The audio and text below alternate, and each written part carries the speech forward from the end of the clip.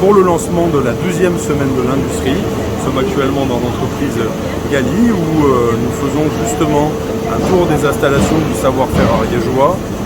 Également montrer aux différents jeunes du lycée professionnel de Mirepoix qui sont avec nous aujourd'hui les différents métiers, l'attractivité que peuvent avoir certaines entreprises ariégeoises comme celle de Gali qui ont véritablement un savoir-faire industriel à revendre et qui est très important à la fois pour l'État au niveau national mais aussi pour des départements plus ruraux comme celui de l'Ariège où on veut véritablement montrer que le tissu industriel local est essentiel pour pérenniser des emplois et assurer la réindustrialisation de la France. Donc, au niveau de l'éducation nationale, on a exactement 14 établissements qui vont participer à la semaine de l'industrie et ça totalise 880 élèves, donc dans tout le département de l'Ariège.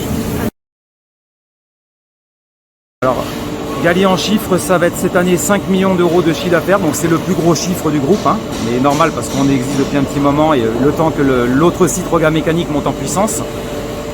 D'ailleurs, l'autre site devra monter à peu près au même chiffre d'affaires pour justement sortir de la dépendance aéro.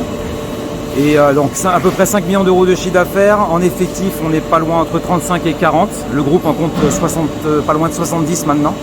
Et le groupe pèse à peu près 7 millions d'euros de chiffre d'affaires. Voilà, donc une belle entreprise PME. Voilà, on recrute, on continue à recruter. On cherche encore des usineurs. On va développer une très belle activité sur le contrôle non destructif. Voilà.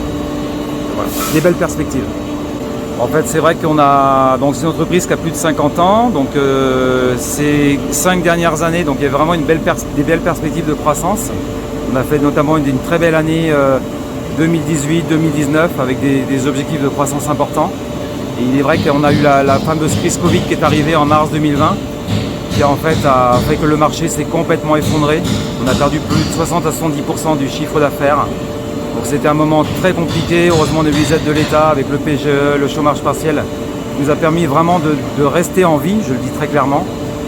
Et voilà, on en a profité grâce également à la région, avec BPI, on s'est fait accompagner par des consultants pour prendre de la hauteur, revoir notre stratégie industrielle et faire des investissements qui étaient judicieux pour continuer à exister. Et c'est ce qu'on a réussi à faire. Et aujourd'hui, voilà, on est fiers de voir que ça commence vraiment à redémarrer. On a signé des très beaux contrats avec Safran notamment, un beau contrat de 5 années, avec 2 millions d'euros de chiffre d'affaires par an, des opportunités de croissance également avec Aubert et Duval, qui est quand même un forgeron qui est pas loin de chez nous et avec qui on aimerait vraiment retrouver du travail, enfin un business suffisamment important pour pouvoir continuer la croissance.